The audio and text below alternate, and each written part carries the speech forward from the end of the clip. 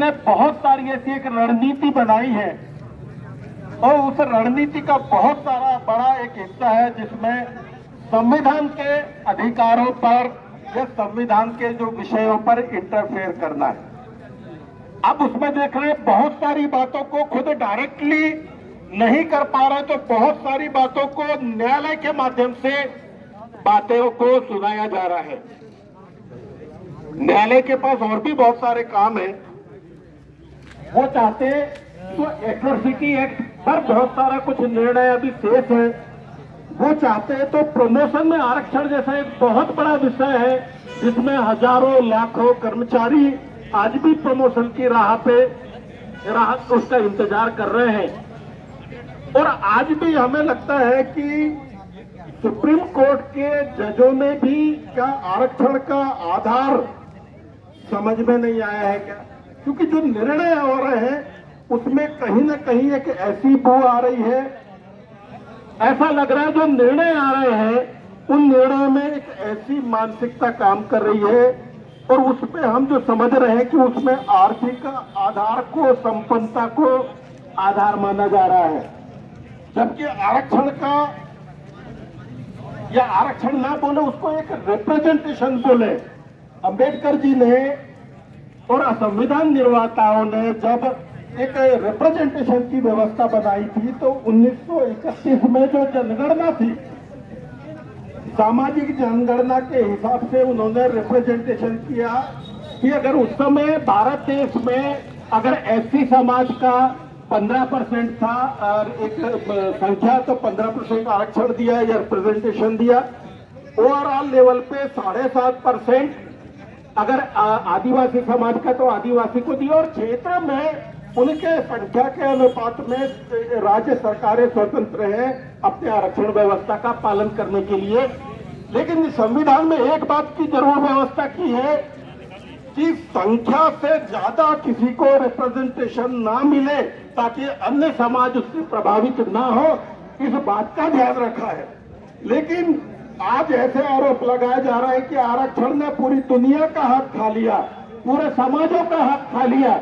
अरे भाई, आरक्षण या रिप्रेजेंटेशन मात्र उस संख्या के अनुपात में है जो कि जनसंख्या है, समझ नहीं रहे। एक और बात कही थी अंबेडकर जी या संविधान निर्माताओं का एक ऐसा मंशा था कि सामाजिक जो विषमता है उनको रिप्रेजेंटेशन देने का ये मतलब था कि नौकरियों में न सिर्फ सरकारी नौकरी बल्कि वो एक ऐसी मानसिकता थी, एक ऐसा विचार था कि जितने भी प्रकार की नौकरी आती है, चाहे वो प्राइवेट हो चाहे अन्य प्रकार के जितने पे हो, उनमें एक बराबर प्रतिनिधित्व मिले ताकि वो एक संपन्नता पे आए। और जब व्यक्ति संपन्न होगा तो अपनी आर्थिक, मानसिक, सामाजिक और अन्य स्थिति में अपने आप को लड़ने, अपने आप को भिड़ने, अपनी बातों को रखने के लिए सक्षम होगा, तभी वो सबकी बराबरी कर सकता है। यही एक मानसिकता थी, यही एक विचार था।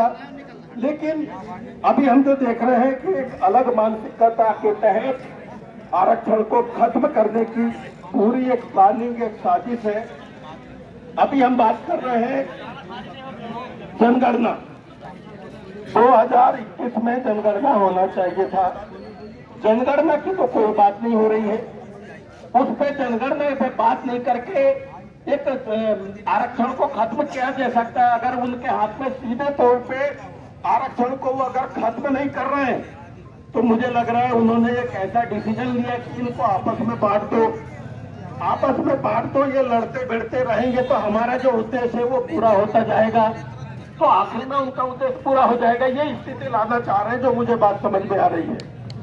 तो साथियों, सबसे पहले हमें सामाजिक रूप से मजबूत होना पड़ेगा। ओबीसी के साथियों से, ओबीसी भाइयों के साथ में मैं अपील करना चाहूंगा कि आप बड़े भाई का प्रतिनिधित्व, बड़े भाई की जिम्मेदारी निभाएं।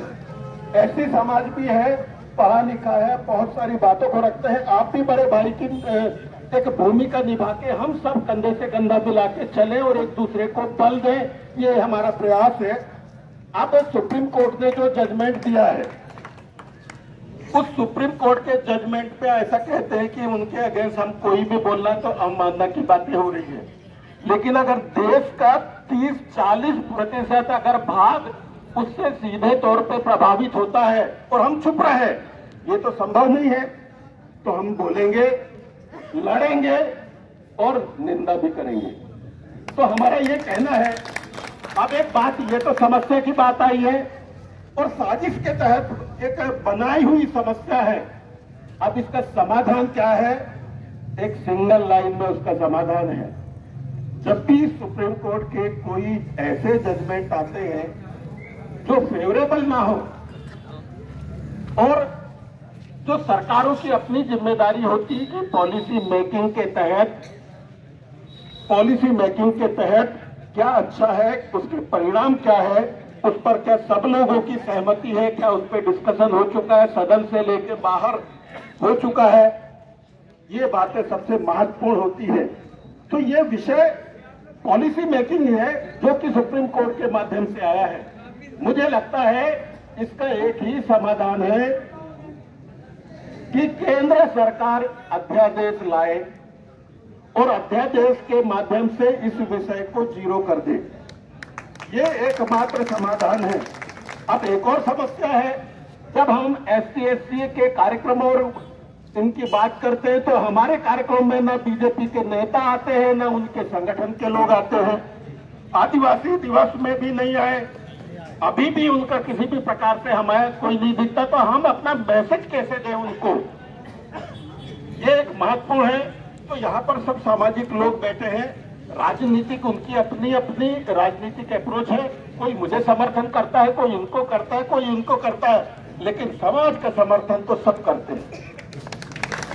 और जो समाज का प्रतिनिधित्व करता है उसको समाज का समर्थन करना पड़ेगा, चाहे वो किसी भी दल में हो। तो हमारा जो मैसेज है, यहां से मैसेज लेके जाए और अगर वर्तमान में वो सत्ता में है तो वहां पर प्रेशर डाले कि हमारे समाज ने ये निर्णय लिया है कि ये जो अध्यादेश लाके इस बात को खारिज किया जाए, ये निर्णय है, मंडला से आई है, ऐसे ही 800 जिले हैं वहां से ये बातें आई हैं, ये इसीलिए भारत बंद है। तो हम कह रहे सामाजिक रूप से हम इतने मजबूत हो जाए कि हमारी बातों को हमारे प्रतिनिधियों के माध्यम से हम ऊपर पहुंचा सके और निर्णय हमारे पक्ष में आए। तो एकमात्र उसका समाधान है, केंद्र सरकार को बिना देरी किए अध्यादेश लाना चाहिए। एक सिंगल लाइन में हमारे माध्यम से हम नेताओं को या प्रशासन को ज्ञापन के माध्यम से वहां पर पहुंचाएं। तो मैं एक बार पुनः आप सभी लोगों को इस क्रांतिकारी पहल में, भारत बंद में, और भारत बंद का जो विषय था वो हमारे सामाजिक हित के लिए था, हमारे आने वाले जो हमारे जो पीढ़ी के लिए था। तो आप सब यहाँ पर आए हैं, आप सबको मैं क्रांतिकारी जिंदाबाद कहता हूँ और अपनी वाणी को विराम देता हूँ। जय सेवा, जय भीम। बहुत बहुत धन्यवाद आदरणीय डॉक्टर सुख मस्कोरी जी। रैली जो निकलेगी उसमें